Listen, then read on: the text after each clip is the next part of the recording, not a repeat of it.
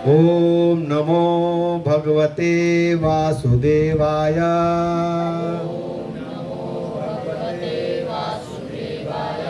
ओम नमो भगवते वासुदेवाय।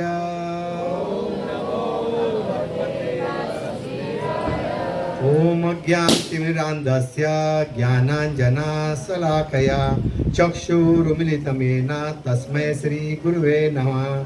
श्रीचैतन्यमनोभीष्टं स्थापितं येन भूतले स्वयं रूपा कदा मह्यं ददाति स्वापदान्तिकं। वन्देऽहं श्रीगुरु श्री वन्देऽहं श्रीगुरु श्रीयुतापदकलम श्रीवैष्णवान् श्रीरूपं साग्रजातं सहगण रघुनाथं तं सजीवं सावधैतं सावधूतं परिजना सहितं कृष्ण चैतन्य देवं श्री राधा कृष्ण पादान् सहगण ललिता श्री विशाखावितां च। हे कृष्णा करुणा सिंधु दीन हे कृष्णा करुणा सिंधु दीन तू जगतपते। हे गोपेशा गोपिका कांता राधा कांता नमस्तुते। तप्त कांचन गौरांगी राधे वृंदावनेश्वरी वृषभानुसुते देवी प्रणमामि हरिप्रिये। वाञ्छा कल्पतरुभ्यश्च कृपा सिन्धुभवैव च पतितानां पावनेभ्यो वैष्णवेभ्यो नमो नमः। जय श्री कृष्ण चैतन्य प्रभु नित्यानंद श्री अद्वैत गदाधर श्रीवासदि गौर भक्त वृंद। हरे कृष्णा कृष्णा कृष्णा हरे हरे हरे राम राम राम हरे हरे। हरे कृष्णा कृष्णा कृष्णा हरे हरे हरे राम राम राम हरे हरे। हरे कृष्णा कृष्णा कृष्णा हरे हरे हरे राम राम राम हरे हरे।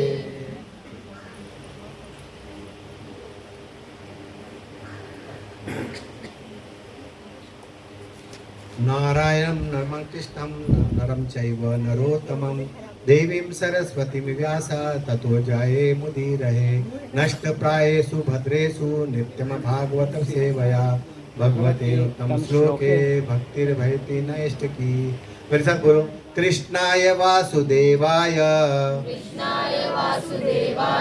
देवकी नंदनाय च नंद गोपकुमाराय गोविंदाय नमो नमः। हरे कृष्णा। सबसे पहले मैं आप सभी लोगों का स्वागत करता हूँ इंटरनेशनल कृष्णा भावना भावित अमृत संग्रह में। आप लोगों का समय नहीं किसी पर, तो आपका जो अमूल्य समय निकाल के आप भगवत कथा सुनने के लिए यहाँ पर आए, तो मैं इस्कॉन के सभी का मैं स्वागत करता हूँ। तो ये महीना क्या चल रहा है, क्या चल रहा है इस महीने में?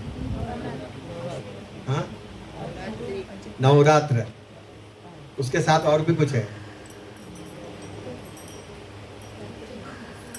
रामलीला चल रहा है ना, उसको पाते हुए चौपाटी में हो रहा है। पूरे हिंदुस्तान में जगह जगह पंडाल करके रामलीला का उत्सव मनाया जाता है।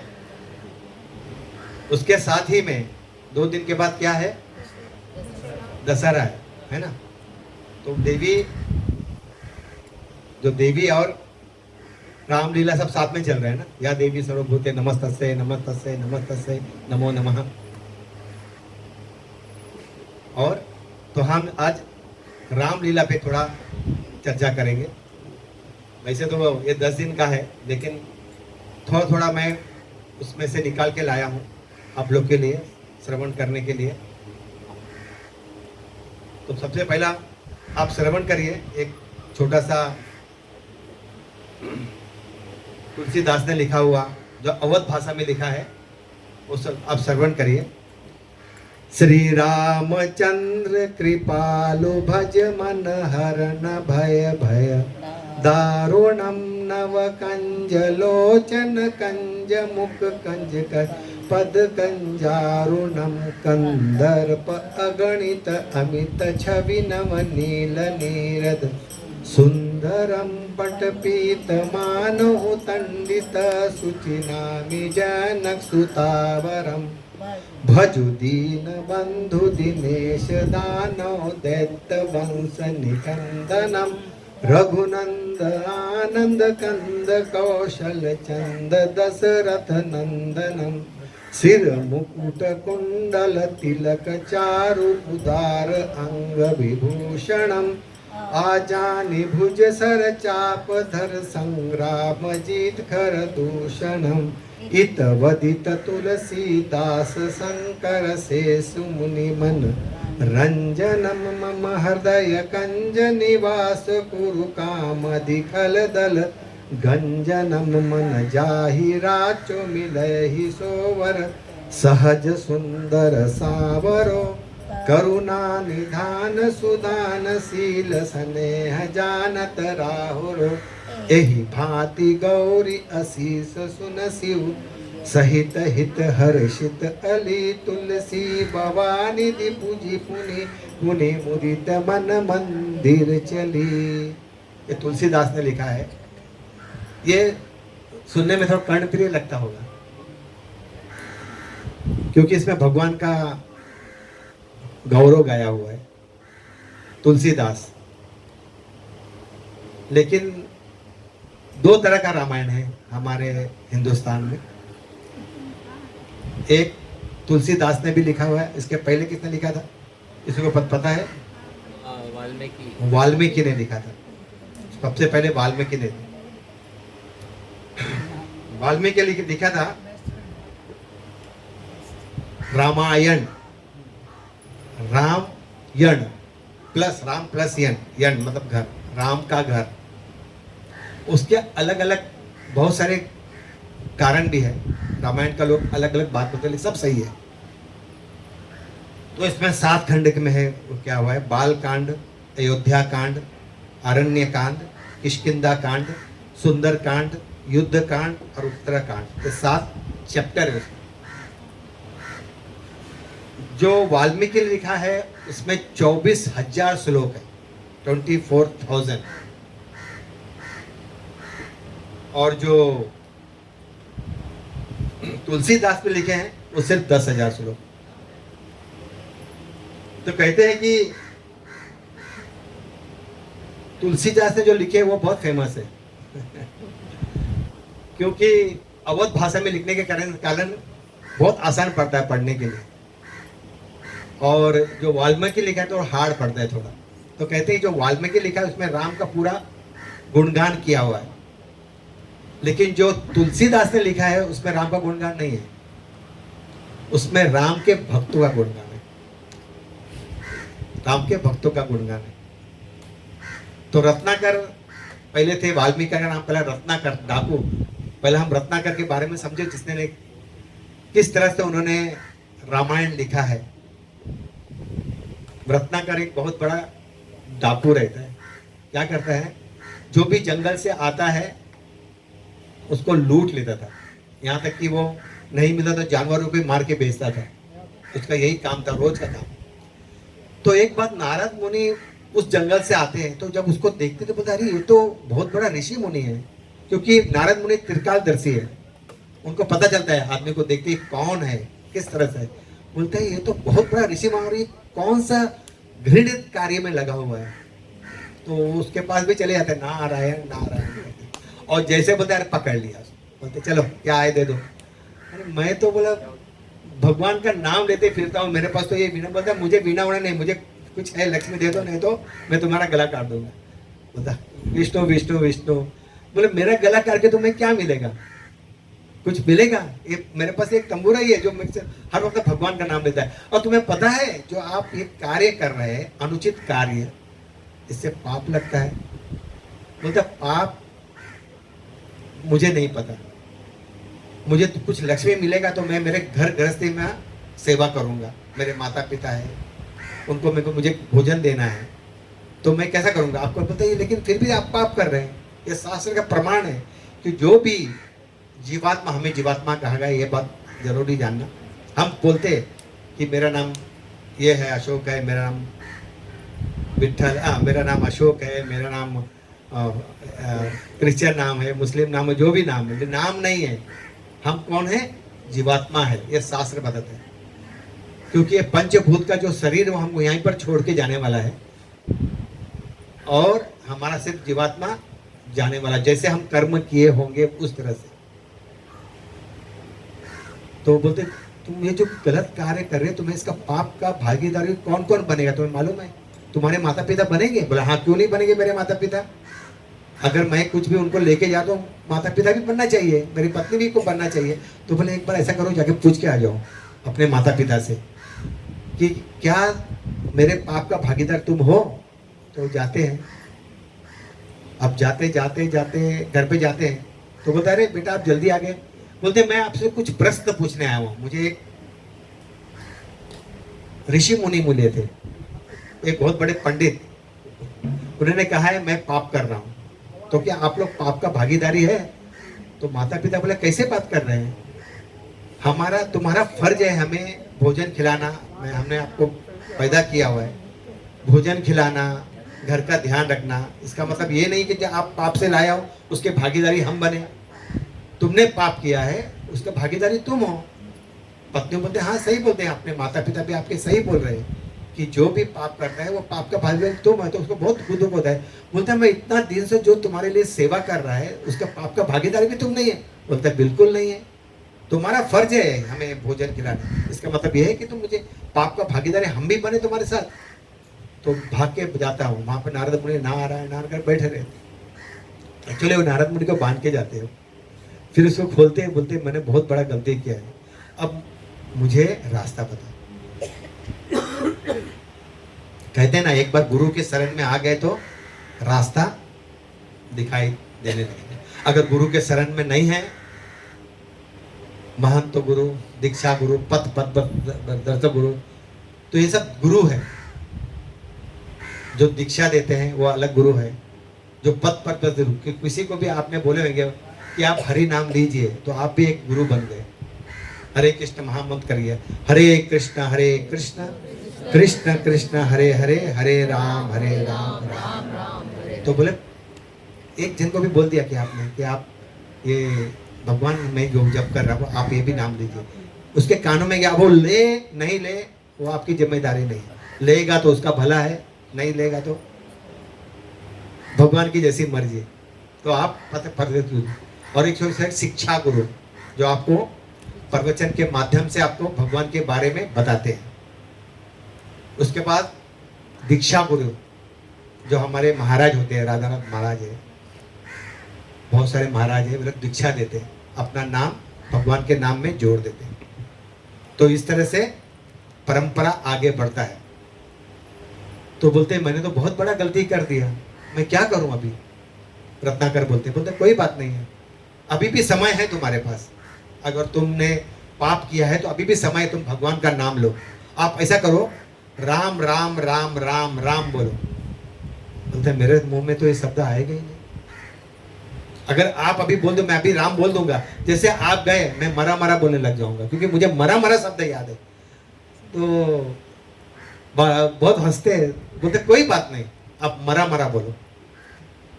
लेकिन मरा मरा बोले, हाँ बोलते मरा मरा बोलते बोलते उसका उल्टा शब्द राम आ ही जाता है। आप देखो, अगर स्टार्टिंग में रमा मरा मरा मरा मरा मरा मरा मरा मरा बोलते बोलते राम राम आ जाता। तो बोलते क्या करो? बोलते यहीं पर आप इस जंगल में तपस्या करो, भगवान का नाम लो, और उनको दीक्षा देके उन्हें आशीर्वाद देते। और एक शुद्ध भक्त का संग में आना बहुत परिवर्तन हो जाता है हर एक जीवात्मा में।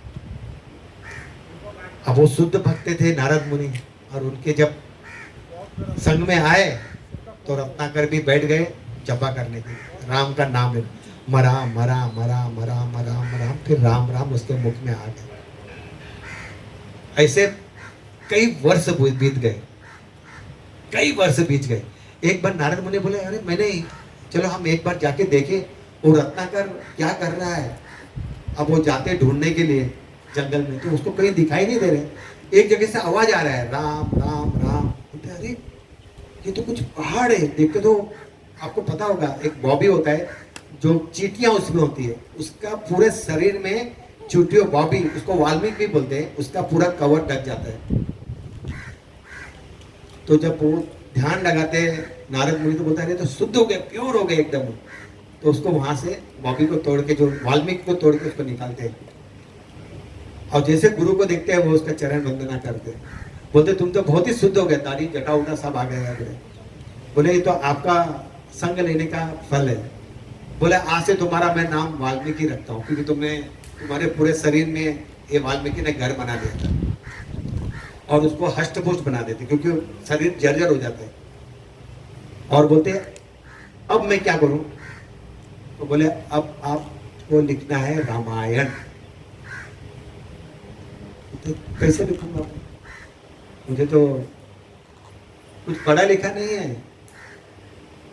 बोलते वो तुम्हें भगवान बुद्धि देगा, ददा में बुद्धि। भगवान क्या बोलते भगवत गीता में, ददा में बुद्धि होगा, मैं तुम्हें बुद्धि देता हूं, तभी तुम कुछ कर पाते हो। तो ठीक है, जाते हैं अपना एक आश्रम बनाते हैं, वहां पर रामायण लिखते हैं। तो रामायण सबसे पहले कौन सुनाते, किसको सुनाते पता है? जो लिखते हैं कौन सबसे पहले सुनता है?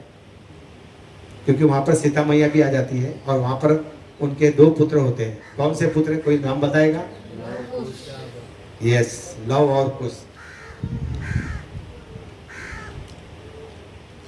तो हम पहले रामायण में क्या है, अयोध्या का मतलब क्या है? अयोध्या का मतलब है जहां कोई झगड़ा नहीं, हर समय विजय रहता। जो अजय है वह अयोध्या है, युद्ध नहीं होता वहां पर कुछ भी। उसके बाद हम आते हैं हर एक उसके ऊपर कौन कौन है रामायण में, क्योंकि पहले हमें जानकारी होना मांगता है। हनुमान, ये है हनुमान। कौन थे? किसके पुत्र थे? पवन के। पवन पुत्र हनुमान की जय।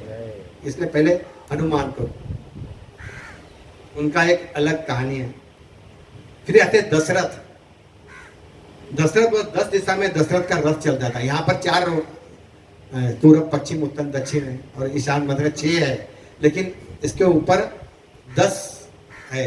पूर्व पश्चिम के अलावा भी कुछ है। ऐसे अलग अलग लोक में अलग अलग दिशा है। तो जब ये लड़ाई करने जाते थे स्वर्ग लोक में, तब वहां 10 दिशा, तो 10 दिशा में उनका घोड़ा चलता था लड़ाई करने के लिए, इसलिए उसका नाम था 10 थे। और उनका जो 10 इंद्रियां थे उनके बस में थी, हर वक्त वे उनके बस में रहता उनकी इंद्रिय। उसके बाद आता है रावण। रावण का कितने सर थे? 20, 25, अच्छा दशानंद, इसलिए उसका नाम था दशानंद। दशहरा के दिन क्या होता है? दशानंद को क्या किया जाता है? दहन किया जाता है। हमारे राधा महाराज कहते हैं कि हर एक मनुष्य के, जीवात्मा के अंदर में रावण बैठा हुआ है। तो वो जलते हुए रावण को देखते हुए हमें यह सोचना चाहिए, जो हमारे हृदय के भीतर जो रावण बैठा हुआ है, जो हर वो कार्य करना चाहता है जो उसे नहीं करना चाहिए, उसे जलाना चाहिए। ये सोलेश्वर दादा महाराज का ये शब्द है। इस वक्त जलाने का मतलब है, रावण भी बहुत बड़ा पंडित था, ऐसा वैसा नहीं था। तो वो जलना बोले तो हमारे हृदय का जो अंदर का मल है, गंदगी है, उसको जलाना। जैसे चेतो दर्पणम मार्जनम भो महाद्वागनी निर्वापन, मतलब चेतो दर्पणम, चैतन्य चरित्र में पहला श्लोक कहते हैं कि चेतो दर्पणम मार्जनम, मतलब अपने हृदय के अंदर जो आईना है उसके अंदर जो गंदगी बैठा है वो साफ करना है, तभी हमारा चेहरा दिखेगा अच्छी तरह से। तो रावण का जो इंद्रिया थी उसके बस में नहीं था, ना उनके हृदय में कोई प्यार था, सिर्फ अपने लिए था। उसके बाद आता है लक्ष्मण। लक्ष्मण का भाव क्या था? हर वक्त भगवान की सेवा करना। फिर आता है भरत। भरत, भार उठाने वाला। अयोध्या का भार कौन उठाते? भरत महाराज। शत्रुघ्न, शत्रु पे विजय करने वाला। हालांकि उन्होंने सिर्फ एक ही राक्षस को मारा था, उसका नाम था लावण्यासुर। तो शत्रु को मारने वाला, क्योंकि वो एक राक्षस को मारा तो बाकी राक्षस उसके पास आई नहीं। बोले ये जब उसको मार सकते तो हमें भी मार सकते, कोई जाते नहीं थे उनके पास। फिर इसलिए मैं राम को बोलते हैं, राम लास्ट में आ रहे हैं, राम को पहले, लेकिन राम को हम पहले ऊपर से राम थे। पवित्र, धैर्य, शक्ति, सौंदर्य, सहनशीलता, वेदों के ज्ञाता और शत्रु मित्र भेदभाव नहीं। कहते जो मनुष्य सोचता है कि मेरा कोई शत्रु नहीं है, तो उसका हृदय क्या हो जाता है? निर्मल हो जाता है। उसे हर वक्त प्यार की भाषा समझ में आता है, क्योंकि उसका कोई कौन नहीं है? दुश्मन नहीं है। एक कहानी है, वो बोलने के बाद मैं कथा शुरू करूंगा। छोटी सी कहानी है। ऐसा होता है, अयोध्या का ये कहानी है, सत्य घटना पे आधारित है। वहां पर एक फैमिली रहता है, दो भाई रहते हैं, माता पिता नहीं रहते।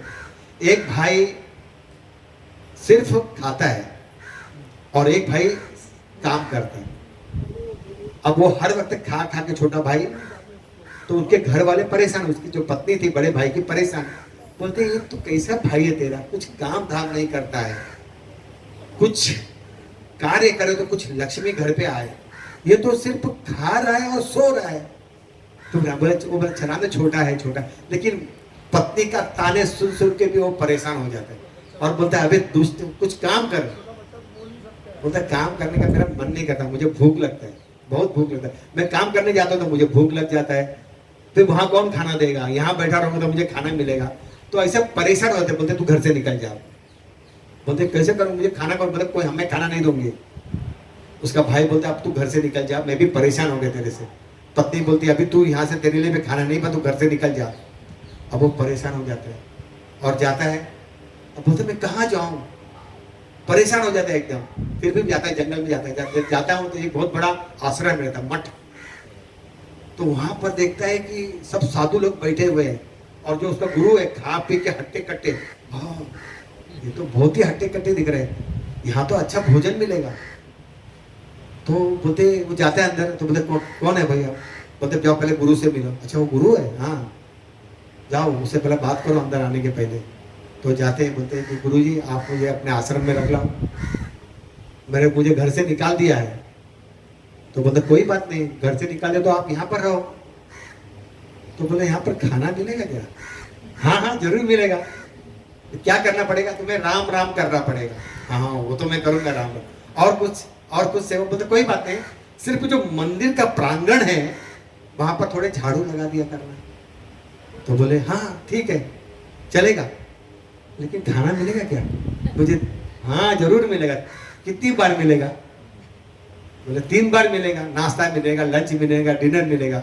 वाह, कभी कभी 4 बार मिल जाए करेगा। बोले बचा रहे तो खा लेना 4 बार भी। अरे यार इतना अच्छा जगह, थोड़े से काम करना।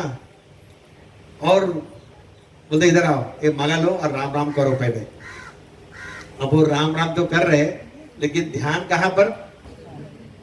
किचन में खाना बन रहा है, आवाज तो आ रहा है, एक भोजन तो बन रहा है, मिलेगा जरूर मिलेगा। अब भोजन आया, पता अरे आ गया। तो देखा थे वो लोग मंदिर के अंदर लेके गए और पर्दा बंद कर दिया।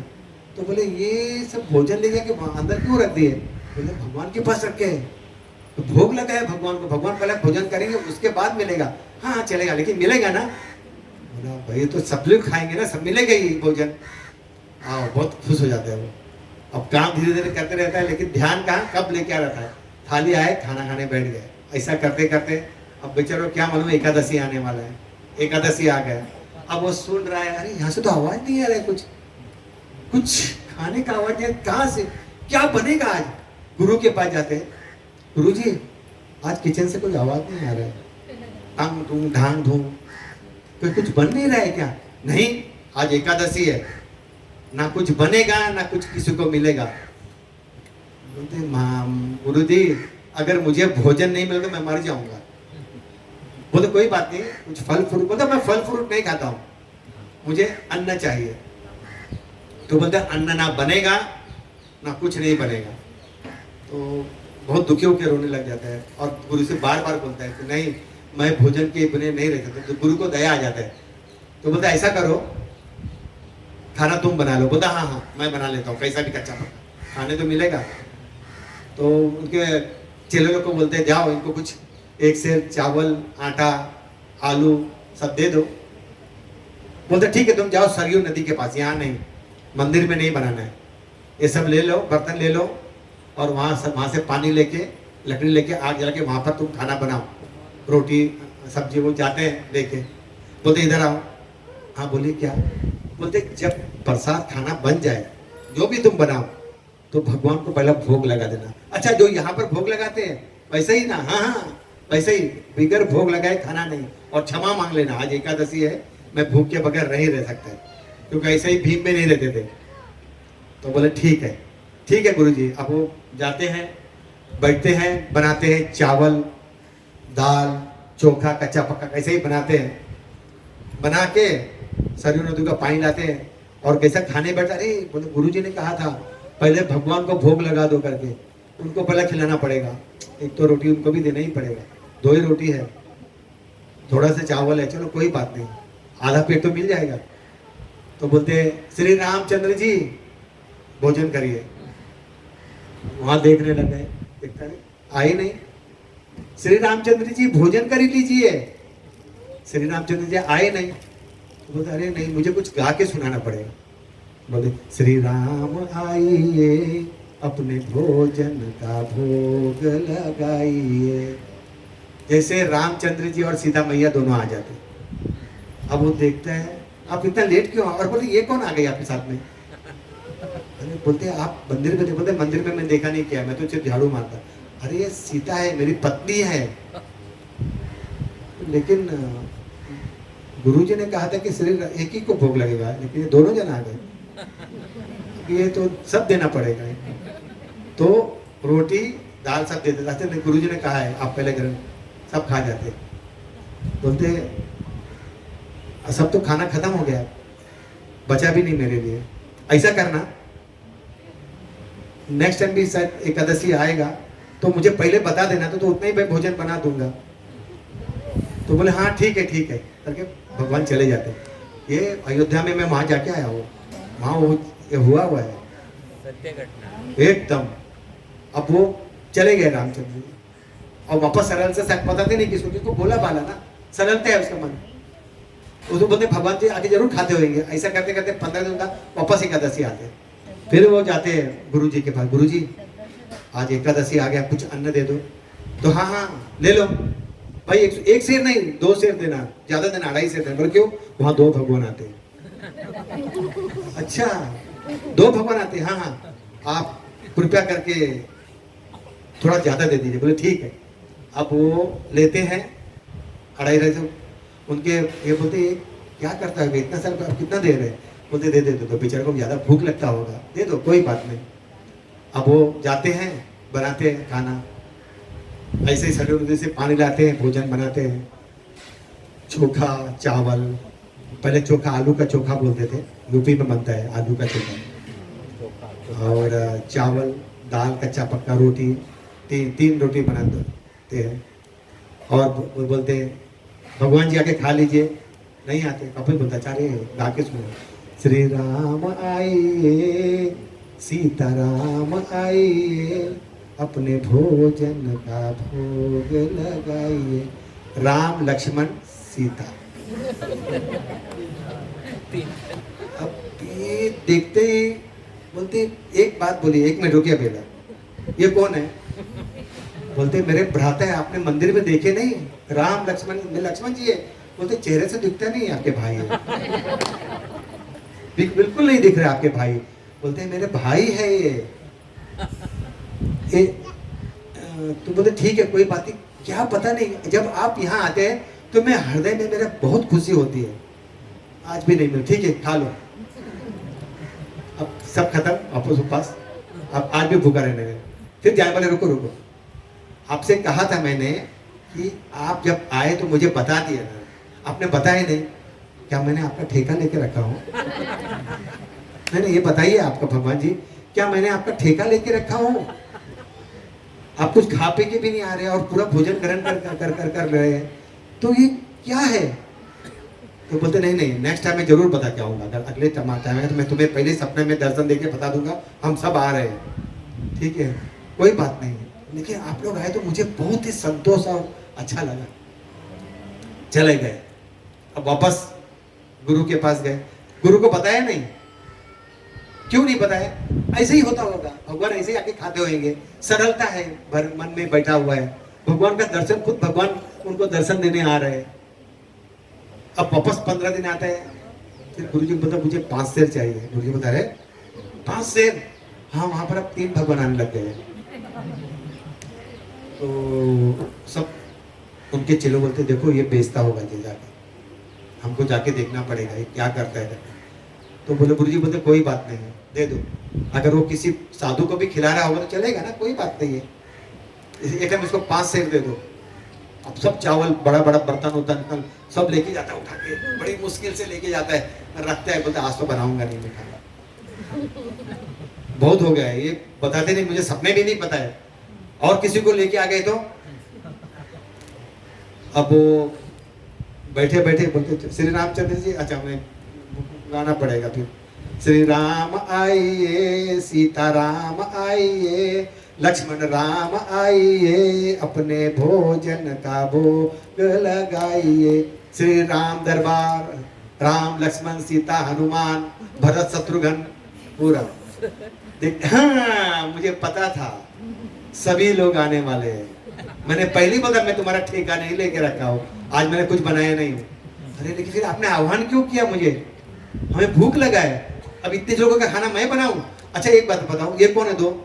बोले भरत और शत्रुघ्न है, ये मेरे भ्राता है, हम 4 भाई है। अच्छा 4 भाई है, मुझे तो पता ही नहीं, लगते तो नहीं चेहरे से। अरे मेरे भाई, अच्छा ठीक है भाई तो ठीक है, ये बंदर कौन है? आप मंदिर में जाके देखिए। श्री रामचंद्र जी बोले मंदिर में बैठे हुए ऐसा, बोलते मैं मंदिर के साथ कभी देखा ही नहीं, ये हनुमान है, ये हर वक्त मेरे साथ रहते हैं। हनुमान भाई तो नहीं है ना, ये भाई के समान ही है, मम्मा से मन प्रिय, भरत सम भाई, ये मेरे भाई के समान ही है। बोले ठीक है, अपने भाई के साथ यहाँ बंदर पे और कितने लोगों लेके आएंगे पता नहीं मुझे, अब मैं तो भोजन नहीं बना, आप ही बनाऊं। मैं जाके बैठ जाता हूँ, जाके एक झाड़ के नीचे बैठ जाता है। तो भी भरत जी को बोलते भरत जी खाना बनाओ, तो भरत जी भंडारे बनाने लगे। भरत जी और ये हनुमान जाके लकड़ी उकड़ी लगे, कढ़ाई रखे, चावल बना रहे, और वहां पर सब ऋषि मुनि बैठे थे। बोलते सीता की रसोई, सीता की रसोई सुने आज भी है, हरी हरी, तो वहां सीता की रसोई भी है, वही जगह है जहां पर भरत जी ने प्रसाद बनाए थे। तो वो जगह है जहाँ सीता मैया बैठी थी, रामचंद्र जी बैठे थे अयोध्या में। मैं अयोध्या की बात कर, वो तो सब जगह, चित्रकूट में भी है सब जगह, लेकिन अयोध्या का बात कर रहा हूँ मैं। तो अब वो देखने लगे, बोलते बाद में वो ऋषि मुनि भी आ जाते, प्रकट होते, पहले दिखते नहीं है, अचानक 20-25 और भी आ जाते। बोलते लो जो कुछ बचेगा अभी ये और भी लोग आ गए, क्योंकि सीता मैया बना रही है, सीता मैया का ऑर्डर है भोजन बनाने के लिए। अब वो बैठ जाता है, बोलते क्या तो आज भी कुछ मिलने वाला नहीं, तो हर 15 दिन में मुझे भी उपास रहना पड़ रहा है। अब गुरु जी वहां पर आ जाते हैं, गुरु जी और उनके चेले, और वो ऐसा करके बैठे हैं। तो गुरु जी देखते कि सब बर्तन सब वहीं पर रखा हुआ है, कुछ बन नहीं रहा है। बोलते अरे ये कुछ बना क्यों नहीं रहे हो? बर्तन रखा हुआ है, चूल्हा ऐसे ही पड़ा हुआ है, पानी नहीं लेके आए, अब ऐसे ही पड़ा है। बोलते कैसे बात करते गुरु जी? वहां पर जो लक्ष्मण, राम और लक्ष्मण के जो भाई है भरत, वो खाना बना रहे हैं, और वो देखो हनुमान है, बंदर, तो लकड़ी लेके आ रहे हैं, आपको दिखाई नहीं दे रहा है? तो गुरु जी बोलते मुझे तो कुछ नहीं दिखाई दे रहा है। अब वो रामचंद्र की बात देखते हैं, बोलते ये क्या हो रहा है? आप मुझे दिखाई नहीं दे रहे, हमारे गुरु जी को जो हर वक्त भगवान का आपका नाम लेते रहते हैं, सीताराम सीताराम, मैं तो लेता भी नहीं जाता, भोजन के दौरान मेरा ध्यान रहता है, और ये हर वक्त भगवान का नाम लेते, आपने इन्हें क्यों दर्शन नहीं दिया? क्यों नहीं दर्शन दिए इनको? मुझे दर्शन दे रहे हैं, इन्हें देना चाहिए आपको दर्शन, क्योंकि इनके वजह से मुझे भोजन मिलता है। तो श्री रामचंद्र जी कहते हैं कि जो सरलता तुम्हारे हृदय में है वो सरलता तुम्हारे गुरुजी में अभी नहीं आया। जय श्री राम। तो बोलते हैं फिर तो बोलते गुरुजी को बोलते श्री रामचंद्र जी बोल रहे आप में सरलता नहीं आया। तो उसी वक्त गुरुजी वहां रोने लग जाते हैं। बोलते मैं इतना भगवान का नाम लेता हूँ, कौन से जैसे हम हरे कृष्ण का नाम लेते हैं ना, तो उसमें कुछ जब हम हरे कृष्ण महामंत्र बोलते हैं ना तो अपने हृदय से लेना चाहिए। उस वक्त सिर्फ ध्यान भगवान का करना चाहिए, ना कि अन्य नाम। तो उस जो मंत्र में हमें वो शक्ति प्रदान करता है भक्ति बढ़ाने के लिए। जिस तरह से बहुत सारे भागवतम है, भगवत गीता है, कहते हैं हम गुरु की सेवा नहीं करेंगे, हम सिर्फ भगवत गीता पढ़ेंगे, भागवतम पढ़ेंगे। सही है, पढ़ो, बहुत अच्छी बात है, उसमें तुम्हें ज्ञान मिलेगा। लेकिन जब तुम गुरु के शरण में रहोगे तुम्हें क्या मिलेगा? भक्ति मिलेगी। ज्ञान और भक्ति में यह फर्क है। जब बुक पढ़ेगे तो तुम्हें ज्ञान मिलेगा, और जब गुरु के शरण में रहोगे तो तुम्हें भक्ति मिलेगी। तो बोलते हैं कि ये थोड़ा सा और थोड़ा अगर इसमें सरलता आ जाए तुम्हारे गुरु पे, मैं उन्हें भी, तो उनके गुरु बहुत वहां रोने लग जाते हैं कि मैं इतना करने के बाद पता नहीं मेरे दिल में क्या है। ऐसा करके वो जो उनका पैर पड़ते कि तुम्हारे वजह से इतना सुनने पड़े, यहाँ पर राम आए। जैसा उनका पैर पड़ते हैं राम प्रकट होते हैं, राम और सीता उनको दर्शन देते उनके गुरु को। वो जगह आज भी वहां पर है, आश्रम आज भी वहां पर है। तो रामचंद्र जी को मतलब ये नहीं है कि ये कैसा है क्या है, अगर हमारा हृदय शुद्ध है तो भगवान जी आएंगे और हमें कुछ अज्ञातवास में भी आके बता सकते हैं, अपने हृदय में आके बता सकते हैं। तो ये है राम कथा सुनने के पहले। अभी राम कथा शुरू होगा। त्रेता युग में ये कथा हुआ था। इसमें छोटा छोटा पार्ट से मैं बात बताऊंगा। मैं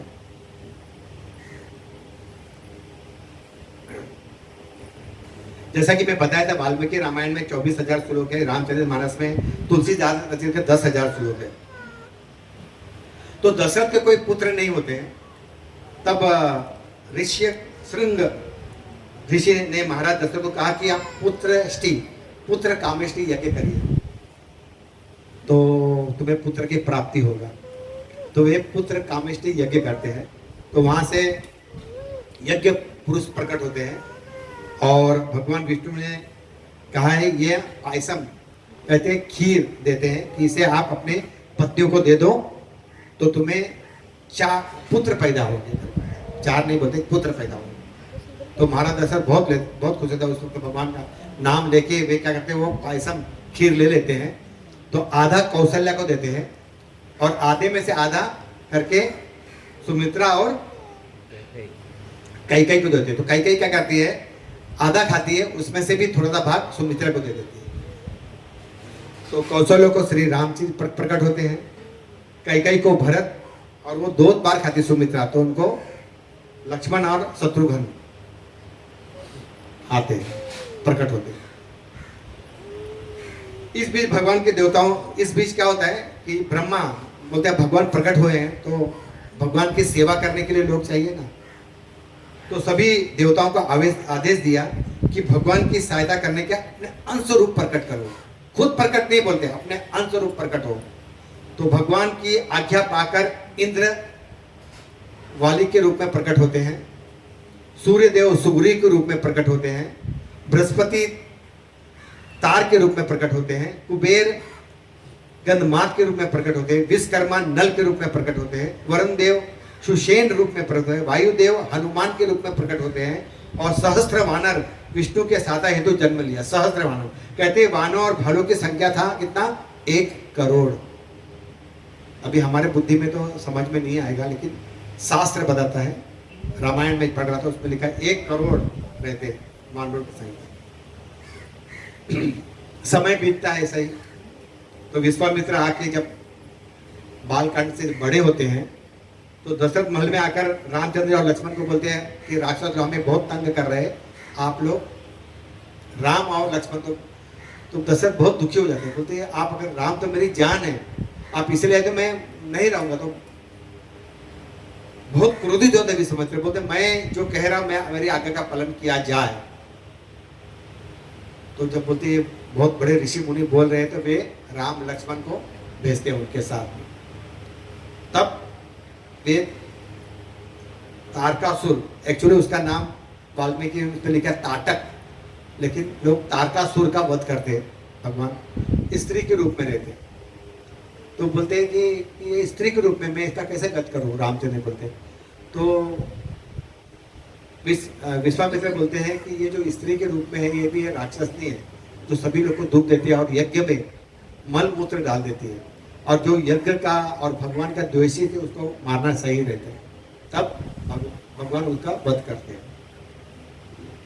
इस तरह से बीतता है। सीता मैया आती है, घर पे पता है किस तरह से तीसरा स्वयंवर होता है। तो कहते हैं सीता जी के पास बहुत बल था। उनके यहाँ पर शिव जी का धनुष रखा था, पता है आपको। उसको कोई हाथ नहीं, उसके लिए कम से कम 50 पहलवान को खींचना पड़ता था। 50 पहलवान आके उसको खींचते थे, वो रथ उसका इसको बाण को। तो एक बार का खेलते खेलते सीता मैया ने उसको एक हाथ से उठा ली। जब जनक महाराज बोला अरे तो एक हाथ से उसने उठा ली, इतना शक्ति है, तो क्यों ना कोई ये बाण को उठाए, उससे शादी किया जाए। तो आपने सुना है कि चैतन्य चरिता में एक बार चैतन्य महाप्रभु साउथ में जाते हैं, तो वहां पर एक पंडित बहुत रोता रहता है। बोलता है कि मुझे एक बात का बहुत दुख है कि सीता मैया को रावण ने लेके गया था, बहुत दुख हो रहा है मुझे वो प्रकृति। तो चैतन्य बार बोलते नहीं लेके गया था। बोलते कर्म पुराण में लिखा गया है कि जब शिव जी का धनुष उठाने के रावण भी आया था, उसे उठा नहीं था, और उसी धनुष को सीता मैया ने एक हाथ से उठाती थी, और वही उठा के आम तोड़ती थी, उससे पत्ते गिराती थी, उससे एक हाथ से। हाँ, इतना ताकतवर थी जो रावण नहीं उठा सका, तो उसको क्या रावण लेके जाएगा। लेकिन यह लीला करने के लिए उसके साथ अग्नि देवी एक उसके रूप में सीता मैया गई थी। सीता मैया अग्नि के रूप में वहीं पर थी। तो चैतन्य महाप्रभु बोलते हैं कि सीता मैया नहीं गई थी, उसका छाया गई थी सीता मैया का। तो यह हमें समझना चाहिए, क्योंकि सीता माँ को इतना बल है कि उसको धक्का दे दी तो रावण कहाँ चले जाता। लेकिन ये लीला करना था, रावण को मारना था। किसके हाथों से, वो आगे हम बताऊंगा। रावण किसके हाथों से मारे थे, राम के हाथों से मारा था, इसको पता है। रावण किसके हाथों से मारा था, बताऊंगा आगे। किसके हाथ उठा रहे थे। Very good. देखिए जरा सा भटक जाएंगे तो लोग डर लगते हैं, राम बोलूं तो सही है क्या। लेकिन उसको विभीषण ने रास्ता बताया था। तो किस तरह से मैं आगे बताऊंगा। तो कहते हैं जब मंथरा ने कहने पर कैकेयी भरत को राजा बनाने को सोची, क्योंकि मंथरा घृणा भरे शब्दों द्वारा सने सने कैकेयी की भी हृदय में विषाक्त भर दी थी। तो उन्होंने कहा था कि तुम ये क्या कर रहे हो, राम को तुम राजा बनाने दे रही हो। राम राजा बने तुम कौन बनेगी, दासी बन जाओगी, दासी। तो बोलते फिर मैं क्या करूं। बोलते तुम 2 वरदान मांग लो जो तुमने मांगा था। तुम्हें याद है तुमने दशरथ के सामने समर राक्षस को मारा था, तभी तुमने उसका सहायता किया था। तो तुमने दशरथ ने कहा 2 वर ले लो, तो 2 वर ले लो। तो बोलते ठीक है। अब क्या होता है, कोप भवन में जाके बैठ जाती। कोप भवन वो भवन है जहां पर अपना श्रृंगार उतार के सिर्फ सफेद साड़ी पहन के बैठे, उसको बोलते कोप भवन। गुस्से से अब दशरथ महाराज ढूंढते ढूंढते बता रही आप यहाँ क्यों बैठी हो। बोलते मैं इसलिए बैठी हूँ कि मुझे 2 वरदान चाहिए। तो बोलते ये बोलने के लिए, आप ये सब करने के लिए, ये सब उतारने की क्या जरूरत था, आप रानी हैं, रानी की तरह रहो। बोलते लेकिन सुन तो लो पहले क्या है। हाँ तो बोलते बोलो। तो बोलते कि राम को राजा नहीं बनाना है, भरत को राजा बनाना है। बोलते बस इतनी सी बात है, ठीक है मैं राम को बोल देता हूँ। राम तो खुशी से बोल देंगे कि मैं राजा नहीं बनूंगा, भरत को राजा बना। ठीक है, चलो ठीक है। दूसरा, राम को 14 साल का वनवास, वहीं पर बेहोश होकर गिर जाते थे। दशरथ महाराज। और जब उसको होश आता बोलते तू क्या बात कर रही है, तू तो राम को बहुत चाहती थी ना, आज ऐसा तेरे मुझसे ऐसा चेंज क्यों हो गया है, तू इस तरह से राम के बारे में क्यों बात कर रही है। तो बोलते हैं कि मैं जो बोल रही हूँ मेरा बात सुनो, दशरथ को भरत को राजा और राम को चलो, मैं इसके आगे कुछ नहीं बोलना चाहती। तो बहुत उसको मनाते हैं दशरथ, बहुत उसका बहुत बड़ा एक लेख है, लेकिन वो नहीं मानती है और वो क्या हो जाते हैं, बेहोश हो जाते हैं। अब जब राम को मालूम पड़ता है कि कैकेयी ने कुछ बात बोला है, तो कैकेयी के पास जाते श्री रामचंद्र जी, माते क्या हुआ, पिता का स्वास्थ्य आपने क्या कह दिया कि स्वास्थ्य खराब हो गया। तो बोलते हैं तुम सुनोगे, हाँ बोला मैं सुनूंगा, क्या बात है बताओ। तो बोले नहीं तुम्हारे पिता से सुनो। बोलते नहीं आप ही बता दीजिए, आपने कहा है ना। तो बोलते हैं कि भरत को राजा, बोलते मेरे भरत को राजा बनना है, बहुत खुशी की बात है। और बोलते तुम्हें 14 साल का वनवास। तो राम हंसने लग जाते तो बोलते तुम हंस रहे हो, बोलते इतनी छोटी सी बात है, आपके मुख से निकला बात है, 14 साल का वनवास, बस इतनी छोटी सी बात के लिए आप महाराज को क्यों परेशान करें। आप मुझसे कह देता है कल क्यों, मैं अभी निकल जाता हूं, आपको 14 साल वनवास भेजना है ना, आप मेरी माँ है, माँ का मुख से निकला हुआ वचन एक मेरे लिए आदर्श है। और तुम बोल रही हो कि वनवास जाओ करके, तुम जाऊंगा ना मैं, और भरत को मुझे तो बहुत खुशी है दोनों कार्य करने के लिए। अब जाके कौशल वहां रोना धोना शुरू हो जाता है, सबको बहुत सांत्वना देते हैं। लक्ष्मण बोलते मैं भी चलूंगा क्योंकि मैं तुम्हारी छाया हूं। सीता मैया बोलती है पति के साथ ही पत्नी का धर्म है कि पति के साथ में रहना। बहुत मनाने के बाद वे दोनों भी जाते साथ में। अब वहां पर भरत महाराज नहीं है, भरत माता नहीं है, अपने ननिहाल में रहते हैं। अब वो वहां पर जाने के लिए 7 दिन और आने के लिए 7 दिन। तो विश्वास पात्र दो दूध को भेजते। दूध भी बहुत अलग अलग प्रकार के होते हैं, एक साधारण दूध रहते हैं और एक बहुत पवित्र रहते हैं, और वहां पर भेजते हैं। 7 दिन के बाद वहां भेजते, बोलता बहुत दिन तक देखो अरे आप लोग यहाँ पर आए, क्या बात है, अयोध्या में सब कुशल पूर्वक है, आपको तुरंत बुलाया हुआ है अयोध्या में। तो बोले बात क्या है, कुछ बताओ। बोलते सुमंत नाम रहता उसका। बोलते सुमंत जी आप बताइए क्या बात क्या है। बोलते नहीं आपको हमें कुछ कहने के लिए मना किया गया, मुझे क्षमा करना, आप जल्दी चलिए। तो भरत बोलते चलिए, अब सब चलते हैं। 7 दिन के बाद मालूम पड़ता पिता का स्वर्गवास हो गया। बोले कैसे हो गया। बोलते तुम्हारी माता की वजह से हो गया। माँ की वजह से वो जाते हैं, पहला कौशल्या से, बड़ी माँ कौशल्या है ना, उनके पास जाते हैं। तो कौशल्या से गले मिलते हैं, तो कौशल्या गलती मिलती है और उसको दूर कर देते हैं। तो बोलते पहले तुम्हारी माँ से मिल के आते। तो बोलते यहाँ पर सब अंधेरा क्यों है, मुझे कुछ बुरा लग रहा है। फिर वो जाते हैं राम की तरह, लक्ष्मण की तरह, मैया की तरह। बोलते पहले आप तुम्हारी माता कैकेयी से मिलो। तो जाते कई वहां पर महारानी बन के एकदम श्रृंगार करके बैठी रहती है। बोलते आइए राजा जी, अयोध्या के राजा आइए। बोलते माँ इस तरह से बातें क्यों कर रही हो तुम। बोलते तुम अयोध्या के राजा है, ये राम का है। बोलते ठीक है। बोलते राम का है। बोलते राम को मैंने 14 साल का वनवास भेज दिया। अब भरत का प्राण सूख जाता है और उसके साथ लक्ष्मण और सीता भी गई, और सुनते साथ उनको भी चक्कर आ जाता है। बोलती माँ तुम्हारा हृदय इस तरह से परिवर्तन कैसे हो गया। एक बात बोलो माँ, बचपन से लेके आज तक हर वक्त तुम्हारे मुख के अंदर राम राम राम रहता था। राम क्या खाता है, क्या पिएगा, क्या सोएगा। मैंने तुम्हारा ज्यादा वो भी नहीं रखा, तो कौशल्या ने पाली है, मैं तुम्हारा असली पुत्र हूं। मुझे तुम हर वक्त राम राम कहाँ जा रहा है, राम चप्पल पहना कि नहीं। मैं चप्पल नहीं पहना तो मेरे तरफ ध्यान भी नहीं देती थी। राम चप्पल पहना नहीं है, राम का ये ड्रेस नहीं, उनका ड्रेस भी वही।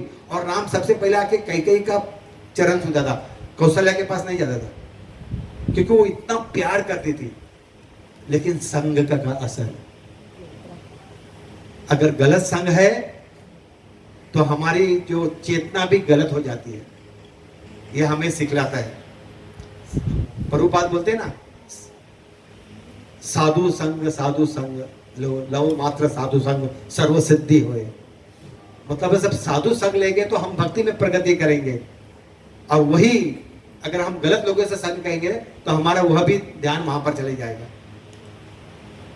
तो बोलते कि माँ हर वक्त तुम राम राम कर देती हो, और आज तुमने राम को भेज दिया। तो वे कहते हैं, वाल्मीकि ने लिखा है, हे दुष्ट नारी, आप संपूर्ण ब्रह्मांड के विनाश हेतु प्रकट होने वाली काली देवी के समान हो। अपने पिता का वध कर दिया तुमने, राम को वन में भेज दिया। तुम मेरी माँ नहीं, आप मेरी कट्टर शत्रु है। इस कृत्य के लिए तुम्हें नरक जाना पड़ेगा। अपनी माँ को बोल रहे, किसके लिए? प्रभु राम के लिए। कितनी बड़ी बात बोलती है। और कौशल्या मैं के बाद तो कौशल्या बोलती है, आओ महाराज अयोध्या के। तो रोने लग जाता है, बोलते माँ मेरे दिल में बिल्कुल भी वो नहीं है। अगर मैंने जरा भी सोचा हो कि मैं राजा बनूंगा अब और मैं राम को वन में भेजूंगा, तो मुझे राज्य की हत्या का मुझे पाप लगे। अगर मैंने ये कृत्य किया हो तो मुझे गाय हत्या का पाप लगे। अगर मैंने ये कृत्य किया हो तो मुझे स्त्री हत्या का पाप लगे। अगर मैंने यह कृत्य किया हो तो मुझे शिशु हत्या का पाप लगे। हर वक्त बोलता है, अगर मैंने यह गलत कार्य किया हो तो मुझे वृद्ध हत्या की मुझे पाप लगे। मदिरा पान स्त्रियों का संग करने का जो पाप लगता है वह मुझे लगे। मांस भक्षण करने का जो पाप लगता है वह मुझे लगे। जुआ और पाप, मित्र घर जलाने वाला का पाप मुझे लगे। किसी प्यासे को पानी न देना वह पाप मुझे लगे। और गर्भ धारण करने वाली पत्नी को छोड़ना वह पाप मुझे लगे। अब जब ये कौशल्या सुनती है तो राम वनवास गए वो भी भूल जाती, वो रोने लग जाती और भरतू गलत मिलती प्यार से। बोलते माँ मैं ऐसा सोच ही नहीं था, मेरा जो जन्म दिया है ना मेरी माँ, सिर्फ राम की सेवा के लिए और अन्य किसी कार्य के लिए भी नहीं। अब मैं सब उल्टा कर दूंगा। क्या करूंगा? हम जाएंगे और रामचंद्र को डांडे के कारण से हम यहाँ लेके आएंगे। तो लेकिन उन्होंने तो 14 साल में ना, मैं करूंगा क्योंकि मेरी माँ ने ये किया है ना, तो उसका फल मैं भोगूंगा। हम जाएंगे, राम लक्ष्मण सीता को यहाँ लेके आएंगे और क्या करेंगे? मैं 14 साल का वनवास भोगूंगा। तो सभी लोग सुमित्र को बोलते जाओ, सभी गांव वाले को, सभी रथों को चलो लेके चलते हैं। अब जब जाते तो भीड़ देख के लक्ष्मण को डर लग जाता है। बोलते हैं राज्य तो ले लिया, अब यहां भी हमें रहने नहीं देगा। एक बाण निकाल के छोड़ते, लेकिन बाण जाके पेड़ को लग जाता है भगवान के उससे, तो लक्ष्मण का बाण खाली नहीं जाता है। तो बोलते भ्राता श्री रामचंद्र जी, भरत आ रहे हमें यहां से निकालने के लिए। बोलते मेरा भरत ऐसा नहीं है, तुम भरत के बारे में कुछ ऐसा सोचना भी मत। तब तक भरत आते हैं और जाते साथ साष्टांग नमस्कार इसको श्री रामचंद्र, और होते बोलते ये क्या भैया, मेरे बिगड़ रहते आप किस तरह से घर से बाहर निकल गए। लक्ष्मण से मिलते तो लक्ष्मण भी रोने लग जाते, बोलते मैंने तुम्हारे बारे में बहुत गलत सोचा था और मैंने एक तीर भी मारा था। बोलता वो तीर मुझे क्यों नहीं लगा, पेड़ को कैसे लग गया? वो तुम्हारा तो निशाना बहुत ही अचूक है, तुम्हारा निशाना कभी खाली नहीं जाता है। तुमने जब मेरे ऊपर मारा तो मुझे लगना चाहिए था, लेकिन राम के उससे वो पेड़ में लगता है वो बाण। बोलते वो मुझे क्यों नहीं लगा? बोलते राम चलो आप अभी हमारे साथ चलो। तो बोलते नहीं, पिता का वचन था कि मुझे ये करना है, अभी तुम क्या करेंगे? अयोध्या का भार उठाएंगे, भरत भार उठाने वाला। बोलते मैं ऐसा बहुत बड़ा उसका लेख लिखा हुआ है। भरत महाराज बोलते कि अब नहीं मानते तो बोलते ठीक है, मैं राज्य नहीं करूंगा, मैं सिर्फ तुम्हारे सेवा करूंगा। तो आपका जो पादुका है वो दे दो। अपना पादुका सर पे ले जाके राजमहल में रखते हैं, और जो उनकी गद्दी है उसके ऊपर खड़ाऊ रख देते हैं। खड़ाऊ रखने के बाद चौथा भाई का नाम क्या है? हाँ? शत्रुघ्न। शत्रुघ्न को बुलाते हैं। शत्रुघ्न बोलते जी भैया, आज से राज्य का भार मैं तुम्हारे ऊपर सौंप रहा हूं। तो बोलते लेकिन मैं राजा हूं ना, मैं राजा हूं। हाँ हूं ना, आप है ना राजा, तो ये भार मैं तुम्हें दे रहा हूं, आज से पूरा राज्य का था। तो बोले आप कहाँ जा रहा है? बोला मैं जा रहा नंदीग्राम, और वहां पर जब तक रामचंद्र जी नहीं आएगा मैं वहां बैठूंगा। आज भी है नंदीग्राम है, हम वहां गए थे नंदीग्राम में।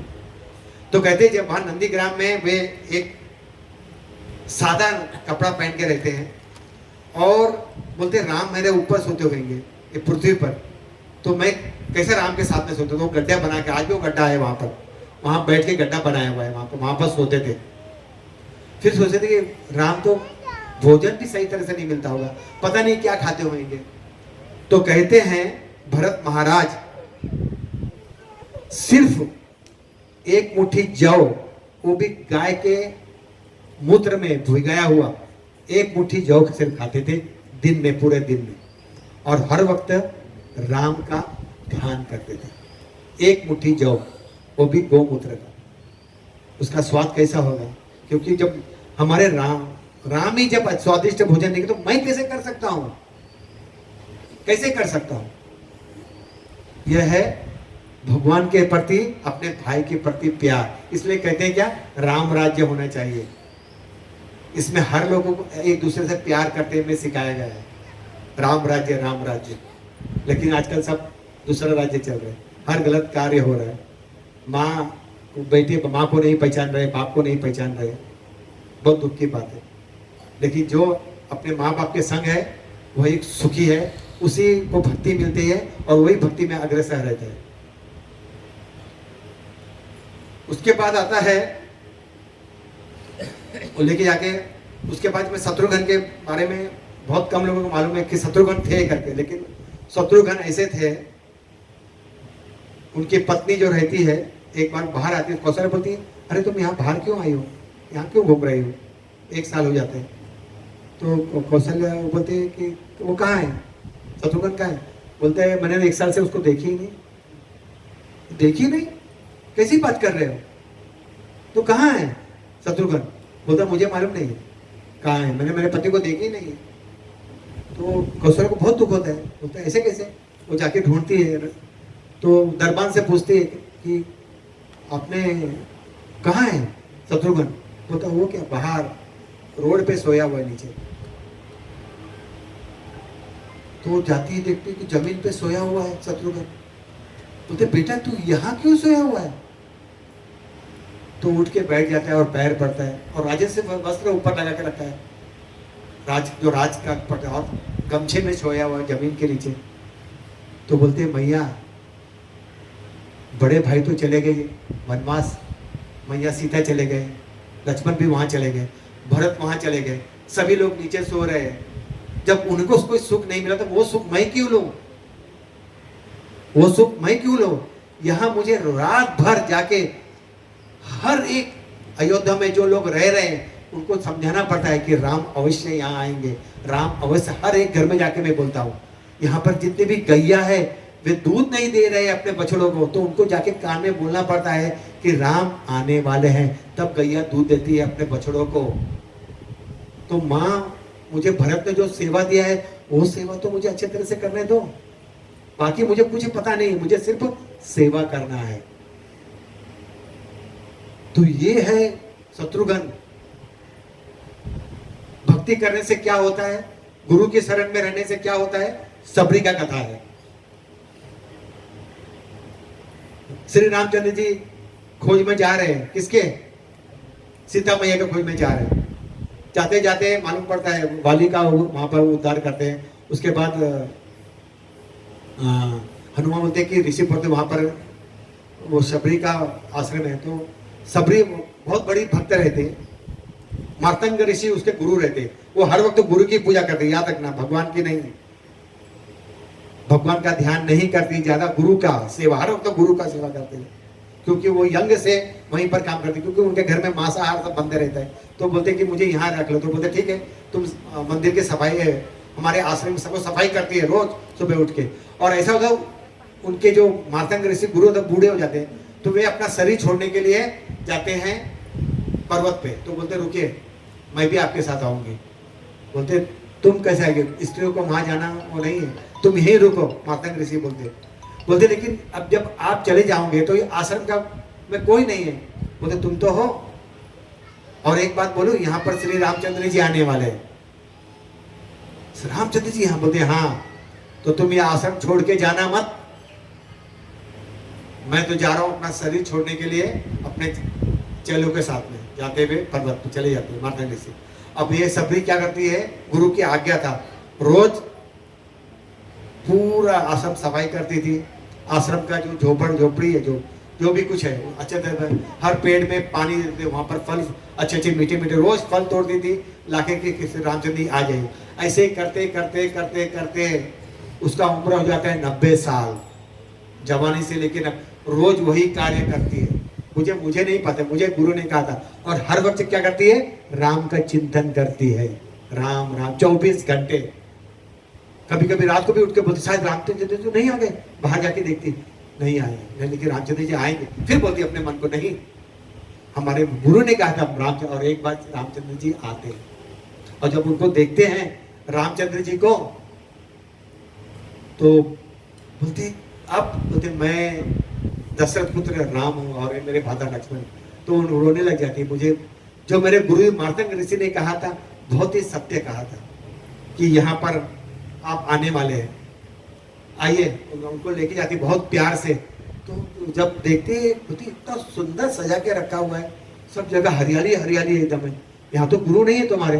बोलते मेरे गुरु ने कहा था कि आप ऐसे में से रोज साफ सफाई करते थे और जाके उसको बटा के उसको फ्रूट देती है, बेर देती है और भी कुछ अन्य फ्रूट रहते हैं। तो कहते हैं कि वाल्मीकि के लिखा नहीं है कि झूठे बेर देते हैं, लेकिन वो अपने मानस से सोचते क्योंकि वो बहुत बड़ी साध्वी रहती है और अपने मन से चखती है वो कि ये मीठा और ये खट्टा है।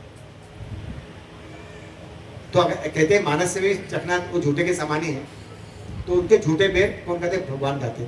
अब भगवान जब हम भोग लगाते तो भगवान को कुछ चीज का जरूरत है क्या, भगवान को हम भोग लगाए, आज भी भगवान को भोग लगाएंगे। भगवान के पास सब कुछ है तो भगवान हमारे क्या खाते हैं, प्यार खाते हैं, अपनी भावना खाते हैं, हमारी श्रद्धा खाते हैं।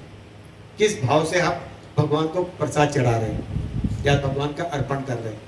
तो बोलती मैया इतनी मीठे फल।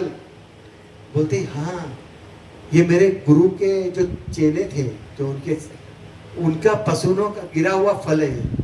एक बार हमारे गुरु जी जब वे लोग लकड़ी लेके आते उनका पसीने का बूंद गिरा था, तब गुरु ने उन्होंने आशीर्वाद दिया तो ये पसीने के जो बूंद गिरे ना वो यहाँ एक बहुत बड़ा वृक्ष होगा और वो वृक्ष में 12 महीने मीठे फल लगे रहेंगे। ये वही फल मैं आपको दिए खाने के लिए। यहाँ 12 महीने मैं यही फल खाती हुई, मीठे फल यहाँ लगे रहते। तो बोलते तुम्हारी आवाज कितनी सुंदर और मधुर है। श्री रामचंद्र जी बोलते मैं तुम्हें एक पदवी देता हूं, तुम चारु भाषिणी हो। उनको पदवी देते चारु भाषिणी का। उसके बाद बोलते ये सरोवर क्या है, बोलते ये है पंपा सरोवर। बोलते यहाँ पर मेरे गुरुजी स्नान किए थे जब ये बहुत ही बुजुर्ग हो गए थे। उस वक्त यहाँ पर उन्होंने जा रहे थे, जब वो गंगा नदी में स्नान करते तो उनके चलो बोले आप तो स्वयं बड़े ऋषि मुनि हैं, क्यों ना आप यहाँ पर सभी गंगा को और यमुना को बुला लेते।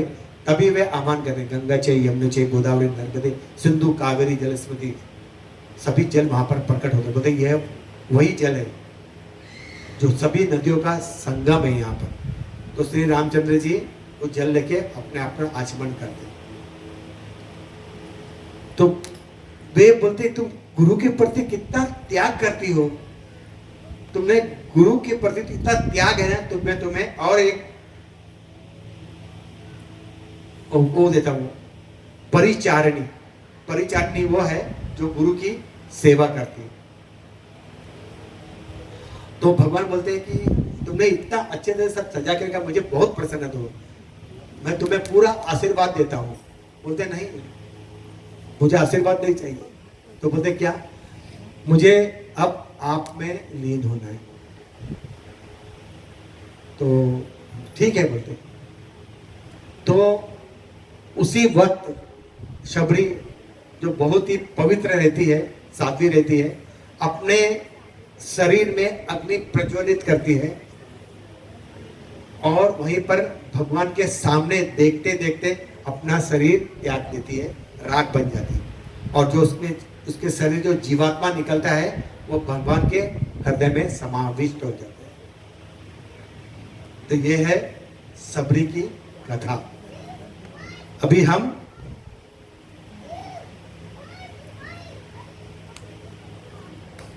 लड़ाई की तरफ चलते हैं। किसका? राम और किसका? लक्ष्मण का। राम रावण का युद्ध में जाते हैं। तो हनुमान जब भी लक्ष्मण को वार करते हैं तो उनको आके गदा यहाँ रखकर उनको मूर्छा जाती है।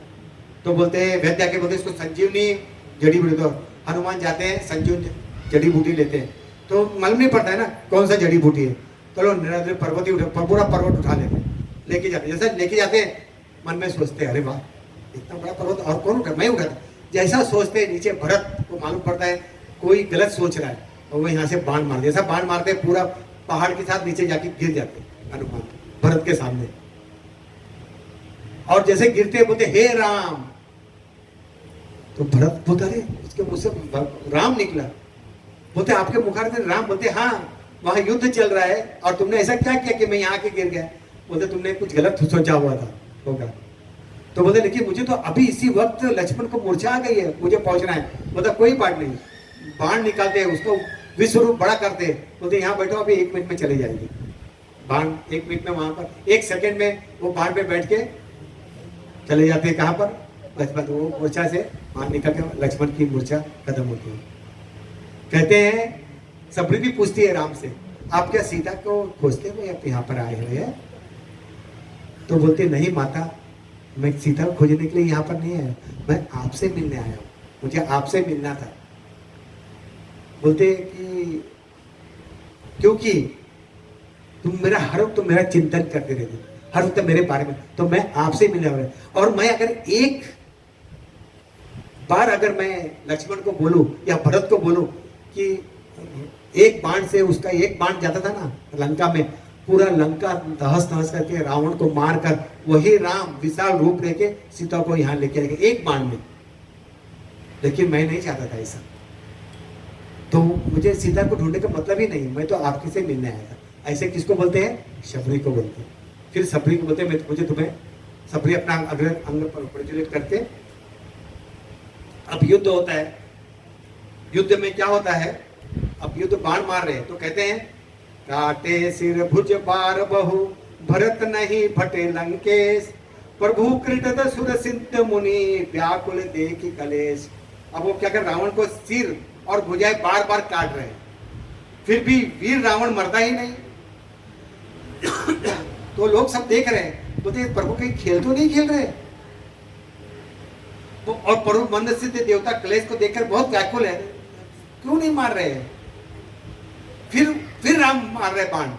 काटत बढ़ही शीस समूह दाई जिमि प्रति लाभ अधिकाई मरई न रिपु राम भयु विशेष राम विशूषण सब देखा।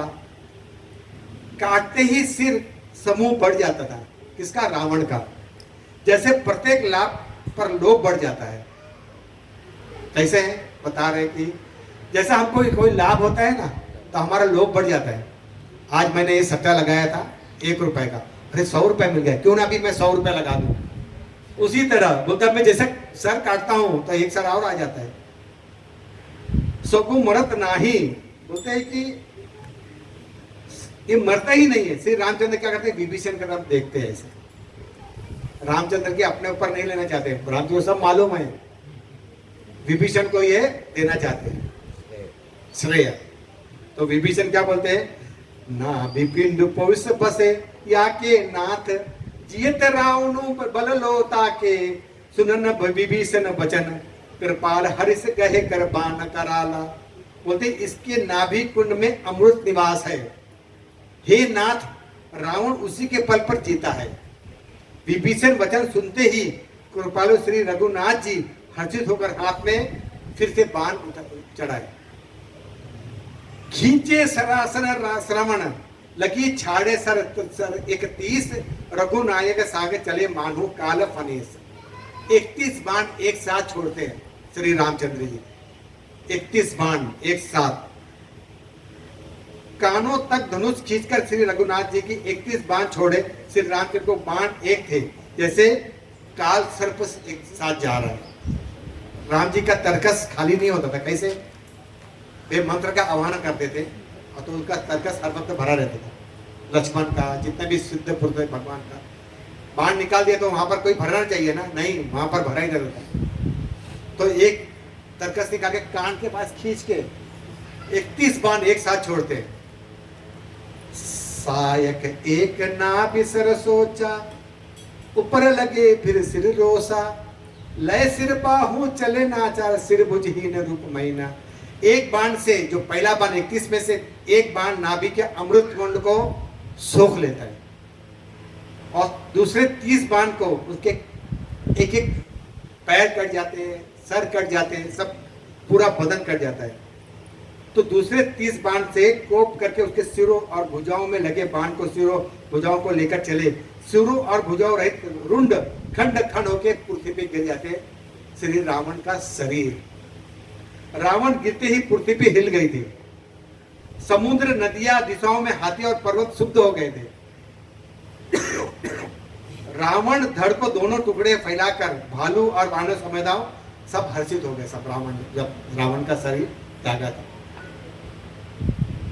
तो राम कथा जितनी विशाल है, ये मैंने आप लोगों को संक्षिप्त में बताया कि रावण का वध होता है करके, लेकिन हमें बहुत बार बहुत सही तरह सोचना पड़ेगा कि हाँ भाई, रावण का वध हो रहा है, हमें बहुत अच्छी बात है। ये बहुत अच्छी बात नहीं है, बहुत दुख की बात है कि हमें उसकी धारणा गलत हो जाती है। हमें यह सोचना चाहिए कि ये रावण नहीं है, हम स्वयं है, जो हमारे अंदर जो अग्नि रावण बैठी है वो जल रहा है। अगर उसे हम जला रहे हैं तो हम भक्ति में बहुत ही अच्छी तरीके से प्रगति करेंगे, वरना भक्ति में प्रगति करना बहुत ही दुर्लभ है। तो ये है आज का सारांश राम कथा। किसी का कोई प्रश्न है आज के बारे में तो पूछ सकते हैं, वरना हम थोड़ा कीर्तन करेंगे।